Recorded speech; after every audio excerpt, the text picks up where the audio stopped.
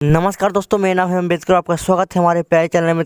दोस्तों, आप लोगों को बता दें कि जयशंकर बोले हम पाकिस्तान की तरह दलाल देश नहीं हैं। सर्वदलीय बैठक में विपक्ष ने कहा था ईरान जंग में पीएके मध्यस्थता का कर रहा है, भारत मुख्य दर्शन बना। मिडिल ईस्ट मामले पर सर्वदलीय बैठक के बाद किरण रिजिजू बोले, मीडिया से बात की। अमित शाह भी बैठक में शामिल हुए थे। विदेश मंत्री एस जयशंकर ने बुधवार को संसद में हुई सर्वदलीय बैठक में कहा कि भारत पाकिस्तान जैसा दलाल देश नहीं है और हम किसी के लिए भी मध्यस्थता नहीं करते। न्यूज एजेंसी पीटीआई के मुताबिक उन्होंने यह जवाब कांग्रेस नेता तारिक अनवर के बयान पर दिया। बैठक में तारिक अनवर ने कहा था कि पाकिस्तान में मध्यस्थ की भूमिका निभा रहा है, जबकि भारत मुख्य दर्शन बना हुआ है। रक्षा मंत्री राजनाथ सिंह की अध्यक्षता में 2 घंटे चली बैठक में मिडिल ईस्ट के हालात और देश में तेल और गैस की उपलब्धता पर चर्चा हुई। इस दौरान विपक्ष आरोप लगाया कि भारत चुप क्यों है। इस पर सरकार ने कहा कि वह लगातार स्थिति पर प्रतिक्रिया दे रही है। सरकार ने बताया कि प्रधानमंत्री नरेंद्र मोदी ने अमेरिकी राष्ट्रपति डोनाल्ड ट्रंप से कहा कि युद्ध जल्द खत्म होनी चाहिए, क्योंकि इससे सभी को नुकसान हो रहा है। हालांकि विपक्ष ने सरकार के जवाब को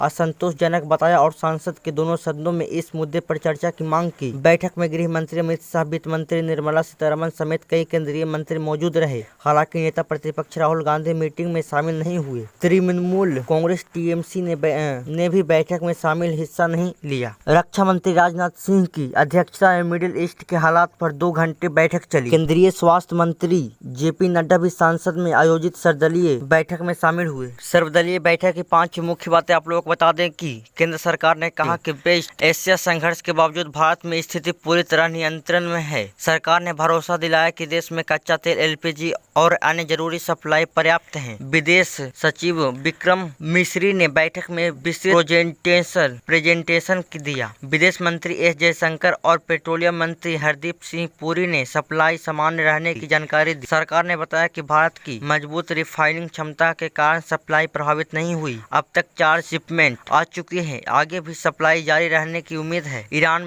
ने 5 दिन बाद सप्लाई रूट फिर से खोले, इस सकारात्मक संकेत बताया गया। सरकार ने कहा कि भारत अभी देशों के संपर्क में है और सक्रिय कूटनीति कर रहा है। सरकार के अनुसार सप्लाई लाइन चालू रहना भारत की कूटनीतिक सफलता है। विदेशों में भारतीयों की सुरक्षा के लिए दूतावास सक्रिय हैं। जरूरत पड़ने पर भारतीयों को निकालने की पूरी तैयारी है। केंद्रीय मंत्री किरण रिजिजू बोले, हमें उम्मीद है कि इस संकट के समय विपक्षी भी सरकार के साथ मिलकर देश के हित में काम करेगा। प्रधानमंत्री ने अपील की है कि देश एकजुट रहे और संसद में एकता का संदेश जाए। मोदी जी ने कहा था कि आने वाला वक्त सबसे बड़ी परीक्षा। पीएम नरेंद्र मोदी ने पश्चिमी एशिया के हालात पर मंगलवार को राज्यसभा में कहा था कि अमेरिका इजरायल की ईरान से जंग जारी नहीं रही तो इसके दुष्परिणाम होंगे। आने वाला समय देश की सबसे बड़ी परीक्षा लेने वाला है। इसमें राज्यों का सहयोग जरूरी है। टीम इंडिया की तरह काम करना होगा। मिडिल ईस्ट संघर्ष पर प्रधानमंत्री नरेंद्र मोदी बोले, बीते कुछ दिनों में दुनिया के अनेक देशों में कच्चे तेल और एलपीजी से भरे जहाज भारत आए हैं। इस दिशा में हमारे प्रयास आने वाले दिनों में भी जारी रहेंगे। तेल, गैस, फर्टिलाइजर और हर जरूरी सामान से लदे जहाज भारत पहुंचे, यही हमारी प्राथमिकता है। लेकिन अगर हालात लंबे समय तक ऐसे ही चलता रहे तो बड़े आर्थिक और सप्लाई संकट पैदा हो सकते हैं, ऐसा प्रधानमंत्री जी का कहना था। ओवैसी ने बैठक में आयतुल्लाह अली खामेनेई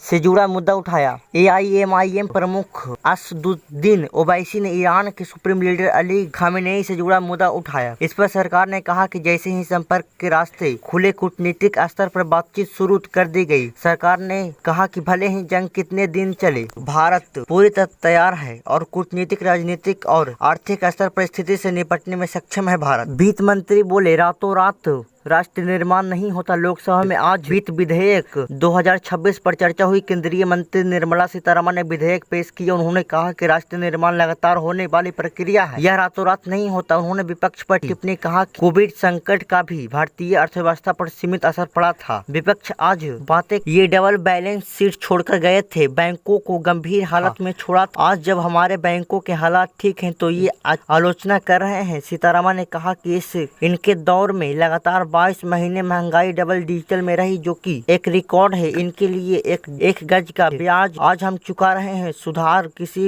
मजबूरी के कारण नहीं, बल्कि स्पष्टता, प्रतिबद्धता और आत्मविश्वास के साथ दृढ़ विश्वास से किए जा रहे हैं। पीएम मोदी के नेतृत्व में भारत सुधार एक्सप्रेस पर सवार है। भारत के केंद्रीय वित्त मंत्री निर्मला सीतारमण ने कहा, छोटे टैक्स पेयर्स के लिए आसान ऑनलाइन व्यवस्था शुरू की गई है। वे खुद ही ऑनलाइन आवेदन करके कम टैक्स कटौती या बिल्कुल भी टैक्स न काटने का सर्टिफिकेट ले सकते हैं। यह प्रोसेस नियमों के आधार पर खुद पूरी हो सकती है। तो दोस्तों, आज के लिए बस इतना ही। धन्यवाद।